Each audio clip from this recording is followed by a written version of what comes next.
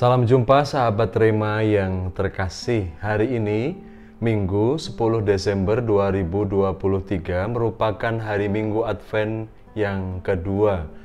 Bacaan yang akan kita renungkan pada renungan Rema kali ini dari Injil Markus bab 1 ayat 1 sampai dengan 8 dengan tema inisiatif untuk bertobat. Dalam Injil Markus bab 1 ayat 1 sampai dengan 8 kita membaca kisah tentang Yohanes Pembaptis yang kehadirannya telah dinubuatkan oleh Nabi Yesaya, yakni guna mempersiapkan jalan kedatangan Tuhan. Apa yang dilakukan Yohanes Pembaptis dalam kerangka tugas ini? Dia berseru-seru untuk mengajak banyak orang bertobat dan dibaptis sebagai tanda pengampunan dari Allah.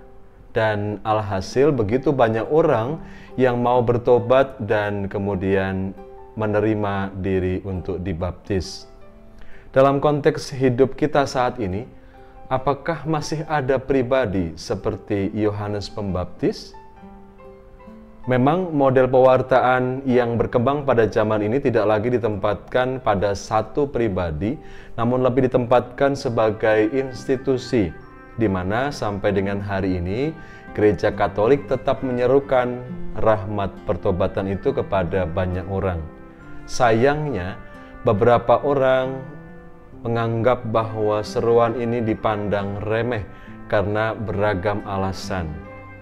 Ada yang memang belum mau bertobat, ada yang tidak merasa dirinya orang berdosa, atau ada yang pura-pura tidak mau mendengarkan seruan ini. Banyak orang kurang suka diberikan teguran bila ada perbuatan salah yang dilakukan. Teguran dari orang lain kerap kali dianggap sebagai hal yang melukai perasaan, padahal jika kita melakukan dosa justru sebetulnya kita melukai perasaan Allah. Lantas apa yang dapat dilakukan pada masa Advent ini sebagai wujud tobat kita? Yang pertama, berinisiatiflah untuk bertobat. Pertobatan itu tidak datang dari orang lain tetapi datang dari diri sendiri. Seruan atau himbauan maksudnya atau teguran untuk bertobat tidak akan mempan jika diri sendiri tidak berinisiatif untuk memohon ampun pada Allah dan menyerahkan diri untuk berubah. Yang kedua, inisiatif untuk bertobat yang tadi datang dari diri sendiri itu tidak dapat terjadi juga bila kita tidak sadar dan bermenung atas kesalahan yang kita perbuat. Oleh karenanya, berevaluasilah dengan diri sendiri dan ingat, jangan hanya pandai untuk mengevaluasi hidup orang lain. Ketiga, bertanyalah kepada orang lain yang punya kedekatan relasi secara personal dengan saudari atau saudara. Bertanyalah kepada mereka tentang sekiranya hal-hal apa saja yang dapat aku perbaiki dan minta bantuan kepadanya untuk menegur kita bila mana kita berjalan tidak sesuai dengan norma moral agama ataupun norma moral pada umumnya. Yang keempat, carilah waktu hening bersama Tuhan. Saudari-saudara, keheningan adalah jendela untuk membuka hati yang kerap tertutup oleh rimbunan aktivitas yang semu dan seringkali tanpa makna. Melalui keheningan kita bisa bertanya pada Tuhan, sudahkah aku pantas hidup bagimu, ya Allah?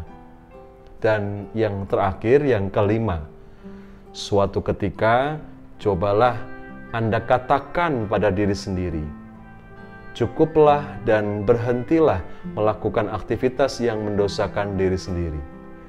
Dengan menegur diri sendiri, kita bisa berlatih untuk lebih mampu mengendalikan diri kita, agar kita tidak kemudian jatuh dalam kedosaan yang kekal. Demikianlah sahabat Rema yang terkasih, renungan kita kali ini. Kita masing-masing memang bukan orang yang tanpa dosa, kita penuh ketidaksucian. Namun, jangan khawatir, ada banyak cara bagi kita untuk berlatih berjalan menuju pada kesucian, yakni pada rumah Allah yang kudus, yakni surga abadi.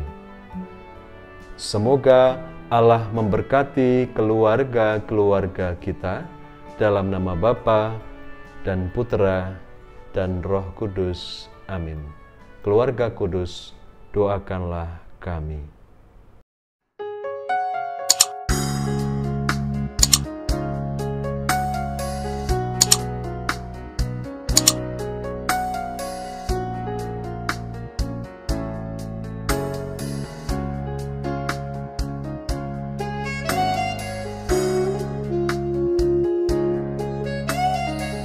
Sahabat Rema, sampai jumpa dalam program berikutnya.